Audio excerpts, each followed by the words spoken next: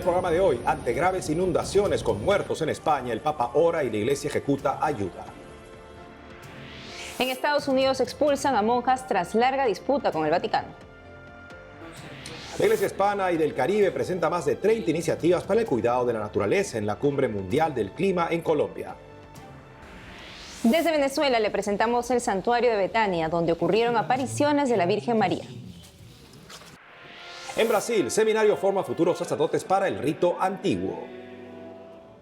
Hola Natalie, comenzando el programa. Y muy contentos de iniciar este programa con nuestros televidentes desde los estudios en Lima, Perú. Gracias por acompañarnos en EWTN Noticias. Soy Eddie Rodríguez Morel. Bienvenidos, yo soy Natalie Paredes. Empezamos las noticias desde España. Hasta el cierre de este noticiero, 95 muertos dejan las grandes inundaciones debido a las lluvias torrenciales que ocurren desde el martes. Aunque Valencia fue la más afectada, 2 de las víctimas son de Castilla-La Mancha y otro de Andalucía. Equipos de rescate buscan a los desaparecidos. Miles se quedaron sin electricidad y telefonía.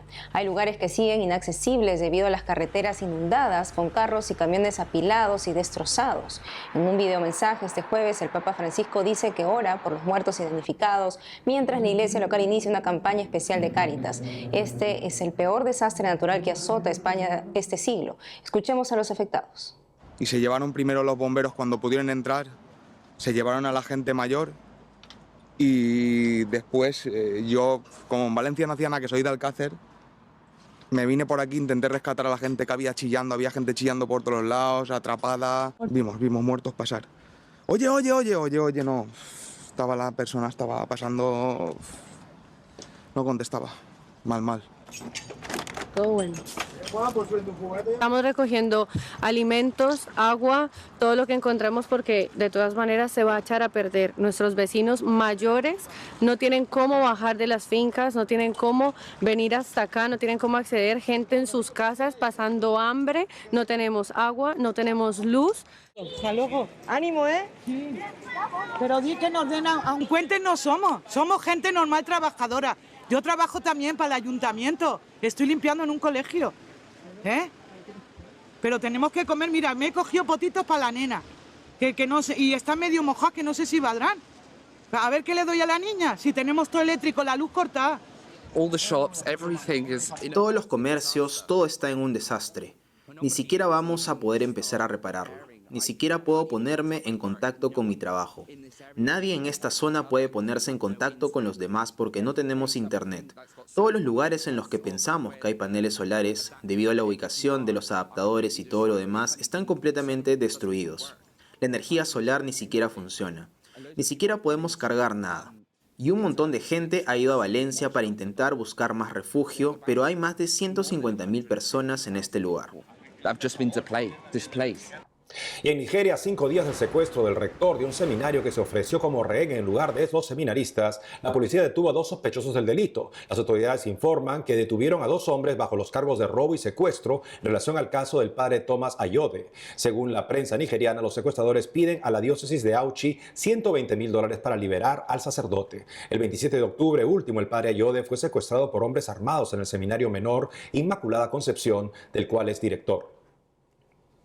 Y en Haití fue saqueado e incendiado un convento de las Hermanas Misioneras de la Caridad. Según la prensa, un grupo armado liderado por Jimmy Cherisier, conocido como Barbacoa, irrumpió en las instalaciones del convento en Bas-Delmas, Puerto Príncipe, el sábado último. Los delincuentes se llevaron todo lo que pudieron antes de incendiar las instalaciones, informó la hermana Paisy, fundadora de la familia Quisito y misionera en Haití. Las religiosas misioneras de la Caridad sirven desde 1979 en la sede atacada, cuando la Madre Teresa de Calcuta inauguró el centro. Llevan además 47 años atendiendo a la gente de la localidad. Bas-Delmas es considerado el bastión de Barbacoa, un ex policía convertido en líder de bandas criminales. El Parlamento de El Salvador aprobó un acuerdo para enviar un contingente militar que formará parte de la misión multinacional de apoyo a la seguridad en Haití, reporta Vatican News.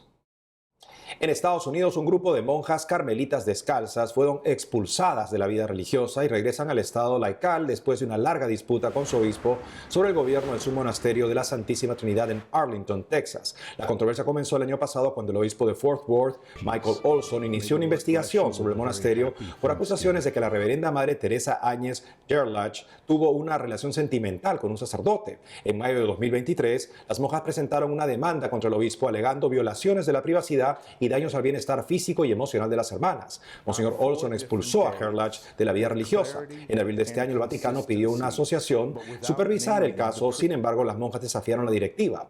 La superiora de las exmonjas, Madre María de la Encarnación, pidió oraciones por las hermanas. Y ahora nuestra atención se dirige a Cali, en Colombia, sede de la Cumbre Mundial del Clima promovida por las Naciones Unidas. En el evento político-ambiental, que reúne más de 190 países, también se presenta la Iglesia de Hispanoamérica y el Caribe con sus propuestas. Nuestra corresponsal Lida Lozada informa.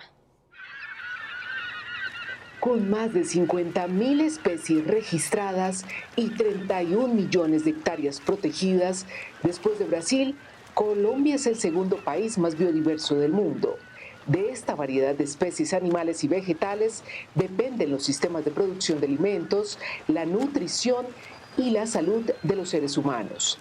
Sin embargo, la minería ilegal, la siembra de hojas de coca y el tráfico de fauna exótica la tienen en permanente amenaza.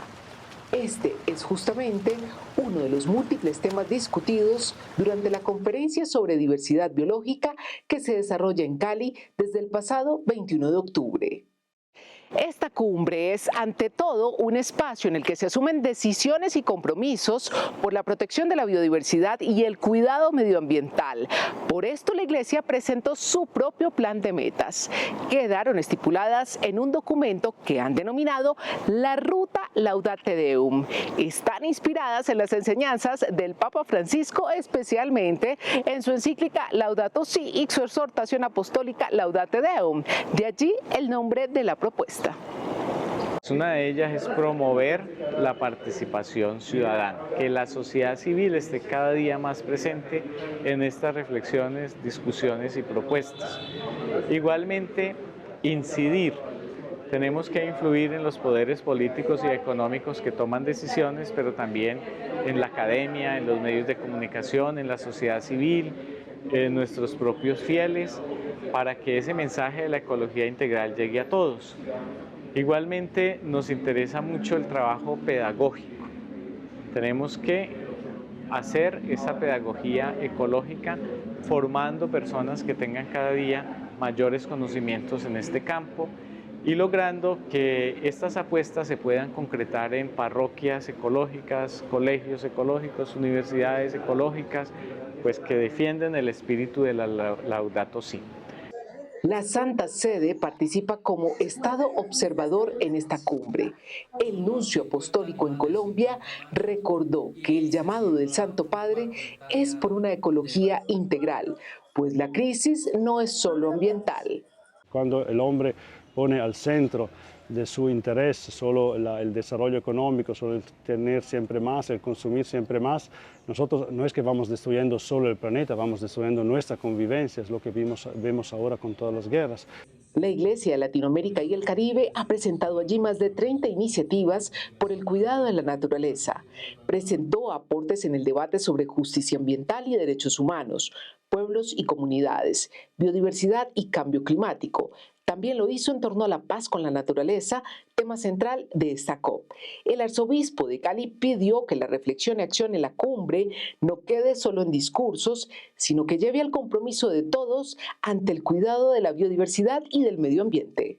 Esto que se puso sobre la mesa, las necesidades y los desafíos, nos tienen que abrir los ojos para que tomemos conciencia de que si no cuidamos la casa común, de que si no nos cuidamos a nosotros mismos, seres humanos, no vamos a tener futuro. El cumplimiento de los compromisos adoptados por los estados e instituciones en esta COP serán evaluados en la COP sobre el cambio climático que se llevará a cabo en Brasil el próximo año. En Colombia, Lida Lozada, EWTN Noticias.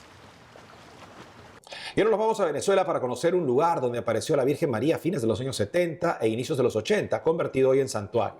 Nuestro corresponsal Andrés Enríquez estuvo ahí. Veamos. En la región central de Venezuela, a no más de 2 horas de Caracas, un lugar sagrado está llamado a ser, por la mismísima Virgen María, el Lourdes de América. Aquí vino la Madre de Dios a presentarse como reconciliadora de todos los pueblos y naciones. El 25 de marzo de 1976, la Virgen aparecería a la sierva de Dios María Esperanza de Bianchini. 2 años antes, junto a su esposo, había comprado esta tierra. La reconoció gracias a la descripción de la Reina del Cielo, quien le habló de un terreno en el que había una vieja casa, un trapiche, siembra de caña de azúcar y de café y una gruta de aguas cristalinas. Precisamente encima del torrente de agua que baja de la montaña se apareció la Virgen durante 8 años hasta el 25 de marzo de 1984, cuando se dejó ver a más de 150 personas de todas las edades, médicos y psicólogos incluidos, que atestiguan haberla visto clara y nítidamente.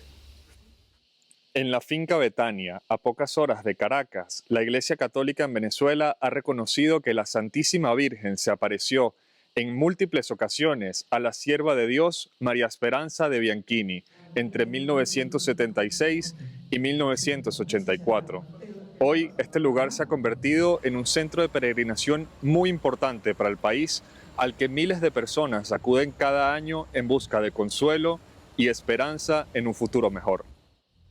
Es entonces que el obispo local, Monseñor Pío Bello Ricardo, inicia una minuciosa investigación que en ese entonces terminó por concluir con el aval de Juan Pablo II y el entonces cardenal Ratzinger, que las apariciones de Betania tienen carácter sobrenatural y son de origen divino. Así, Betania se convierte en un lugar sagrado y comienza a ser tenido como meta de peregrinación. Cabe recordar que este año el Dicasterio para la Doctrina de la Fe del Vaticano publicó nuevas normas para el discernimiento de presuntos fenómenos naturales, que determinan que la declaración de sobrenaturalidad será excepcional y quedará reservada al Papa. María Esperanza falleció en 2004. Desde entonces, sus 7 hijos se encargan de propagar la devoción a la Virgen de Betania, quien revelaría a la sierva de Dios que aquel lugar se iba a convertir en uno de oración y peregrinación permanente para el pueblo de Venezuela y luego para todas las naciones del mundo. El padre Antonio Rivas, rector del santuario, remarcó la importancia del mensaje mariano de la reconciliación y la paz, especialmente en este tiempo difícil para Venezuela y el mundo entero. Necesitamos reconciliarnos, necesitamos acercarnos con el hermano que se ha perdido, necesitamos escuchar un mensaje de esperanza y perdonarnos todos como pueblo y nación. Y en esos 3 Además, compartió lo que a su juicio es lo más importante que se llevan los miles de peregrinos que cada año acuden al santuario de Betania.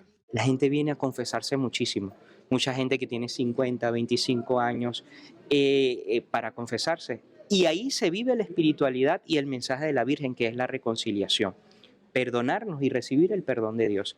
María del Carmen es una de las hijas de la sierva de Dios. Recuerda a la perfección ese 25 de marzo de 1984, cuando formó parte de esas 150 personas que recibieron la gracia de ver cara a cara a la Santísima Virgen.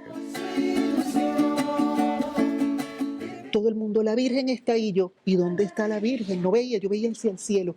Y mi papá, que nunca veía nada, ese día vio y dijo, está al fondo de la vegetación, no es en el cielo. Y cuando la vi una estatua blanca como una monja. Era algo espectacular. Yo, Dios mío, yo me quedé impresionada. Pero para mí fue como yo estaba tan feliz porque era una confirmación de todo eso, de toda esa vida espiritual que vivimos con mi mamá y de esas gracias tan hermosas que Dios le regaló. Este acontecimiento prodigioso vino para confirmar a su familia en la fe. Una familia sin duda elegida por la providencia para transmitir un mensaje a Venezuela y al resto de las naciones. Nuestra vida familiar fue siempre el rezo del rosario y cumplir con nuestro sacramento. Siempre fuimos guiados a cumplir con la Iglesia católica y apostólica, a amar a los sacerdotes, a amar a las monjas, respetarlos. Siempre nuestra vida estuvo en todo esto. Muchísima gente también nunca ha oído hablar del santuario de Betania, probablemente el secreto mejor guardado en Venezuela, pero que ya no será así cuando, en palabras de la siempre Virgen María, aquí se unan iglesia y pueblo en un solo corazón. O sea, pueblo e iglesia trabajando unidos en un solo ideal, la unidad del género humano. El trabajo y el esfuerzo de la sierva de Dios María Esperanza de Bianchini y de toda su familia a lo largo de tantos años han hecho de la Finca Betania una referencia de reconciliación y fraternidad no solo para Venezuela, sino para el mundo entero. Desde la Finca Betania, en Venezuela, Andrés Enríquez, EWTN Noticias. Y eso lo podemos ver en nuestra vida cuando un ser querido... Hacemos una pausa y al volver, en Brasil, seminario forma futuros sacerdotes para el rito antiguo. Además, a vísperas del Día de Todos los Santos, le presentamos la historia de uno muy querido en nuestros tiempos, San Juan Pablo II. Regresamos con más noticias con Enfoque Católico.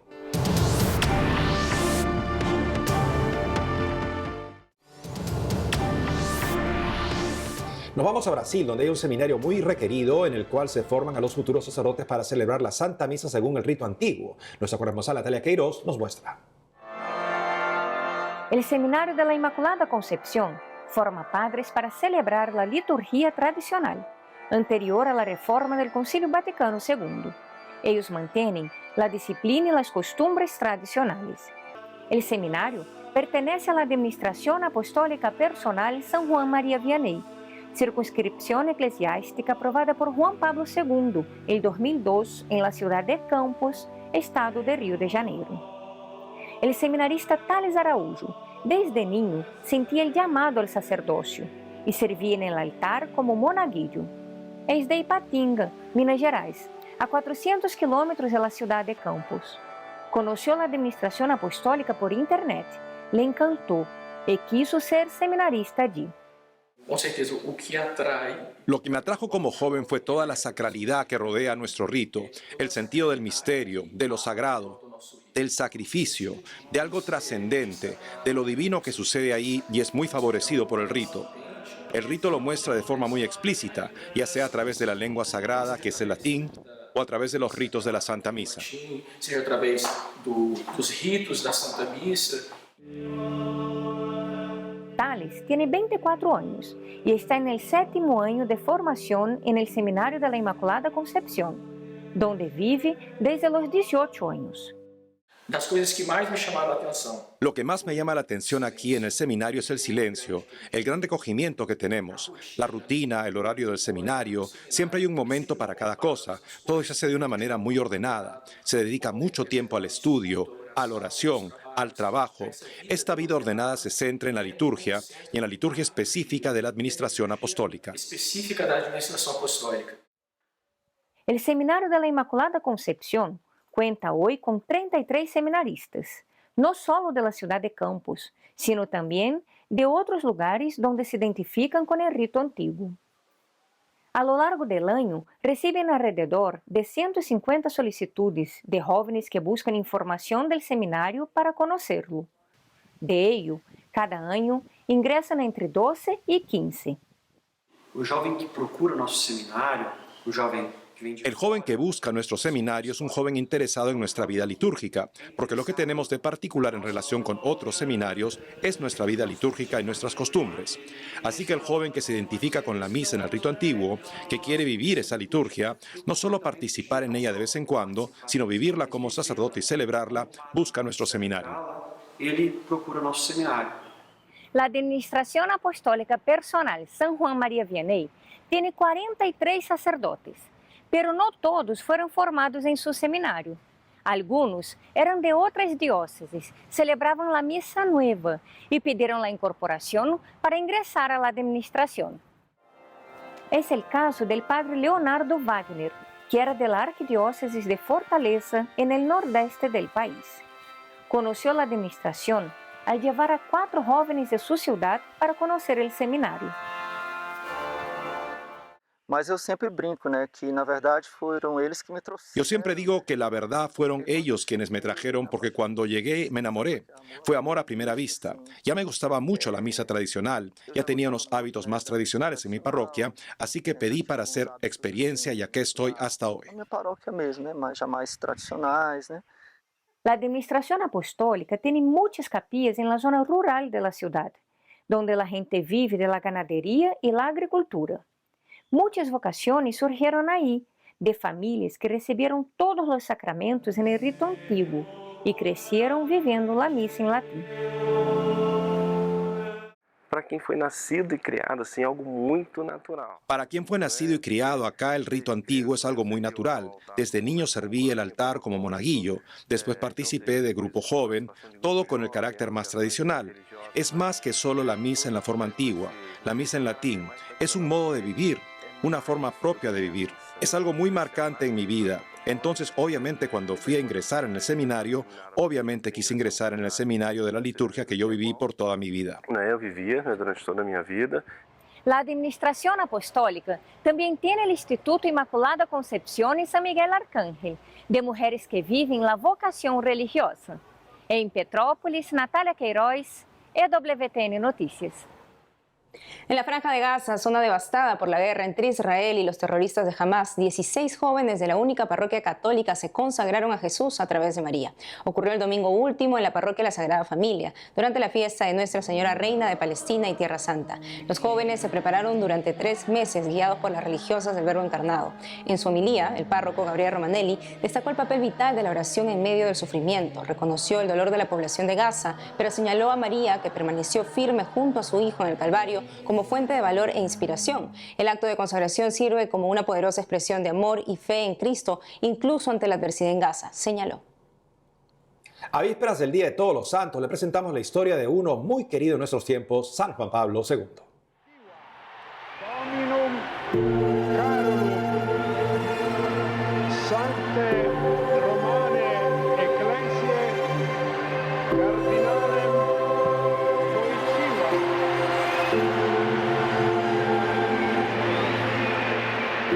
Los 27 años de pontificado del Papa San Juan Pablo II dejaron una huella indeleble en los corazones de sus antiguos colaboradores en el Vaticano. Incluso con el paso del tiempo, recuerdan vívidamente el profundo privilegio de vivir y trabajar junto a un santo.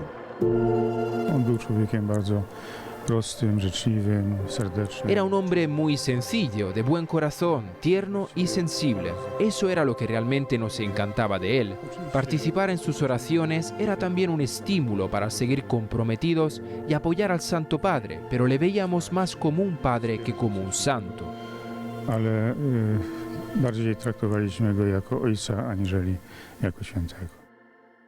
El prelado polaco, el padre Paweł Tasnik, trabajó para Juan Pablo II durante más de una década. Moja praca polegała na tym, że Cuando el Santo Padre preparaba sus textos, ya fueran homilías o documentos, solía simplemente dictarlos y luego yo los escribía sentado a su lado. Es que se cayó en 1994 y se rompió el brazo. Ya no podía preparar sus textos, así que se le sugirió que empezara a dictarlos. Empezábamos a las 10 de la mañana. Él solía venir después de la meditación, que empezaba justo al terminar el desayuno, y dictaba párrafos completos. El escrito solía salir enseguida. Con sus palabras y su voz, Juan Pablo II trató de llegar a todos los rincones del mundo, revolucionando la comunicación vaticana y la radio vaticana. Humberto Civitarese dedicó 44 años a Radio Vaticano desde 1980. Mai avrei immaginato. Juan Pablo II fue quien dio el impulso a Radio Vaticana en aquellos años. Se contrató a mucho personal nuevo, impulsó mucho la programación de Radio Vaticana, llegó a tener más de 50 idiomas. Entonces era una radio particular, comparable a La Voz de América o a Radio Moscú, simplemente una gran radio que emitía en todo el mundo. Gracias a Juan Pablo II, en aquellos años alcanzó la cima de la radiodifusión. In quegli anni, secondo me, tocó l'apice della radiofonía. Civitarese supervisó las conferencias de prensa papales a bordo de los aviones y acompañó a Juan Pablo II en unos 60 viajes alrededor del mundo.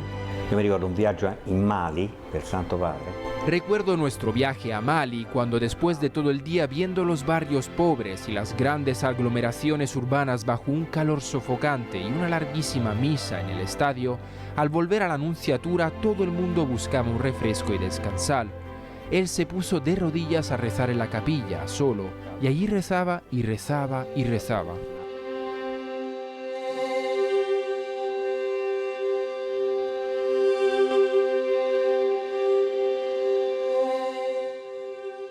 La oración era la constante de toda su existencia.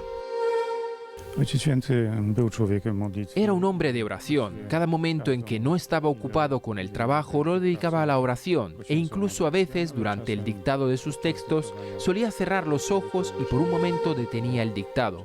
Se podía ver que estaba rezando profundamente. Juan Pablo II rezaba constantemente por personas concretas, pidiendo a sus secretarios que colocaran peticiones de oración escritas dentro del reclinatorio de su capilla privada. Seguía una especie de geografía de la oración. Cada día rezaba por una parte de la iglesia de todo el mundo, por su comunidad particular, y al mismo tiempo intentaba recordar en qué contexto vivía esa comunidad. Los obispos que venían a visitarle se sorprendían a veces de que el Santo Padre estuviera tan al día en lo que se refería a su iglesia local. Juan Pablo II se mantuvo firme hasta sus últimos días. A pesar de los inmensos sufrimientos físicos, estaba decidido a permanecer cerca de la gente y seguir difundiendo el amor de Dios por todas partes. Había en él ese encanto, ese aura un tanto especial, algo inalcanzable que podíamos experimentar estando a su lado. El día de su funeral, todos proclamaron su santidad, convencidos de que sigue abrazando a toda la humanidad desde la ventana de la casa del Padre.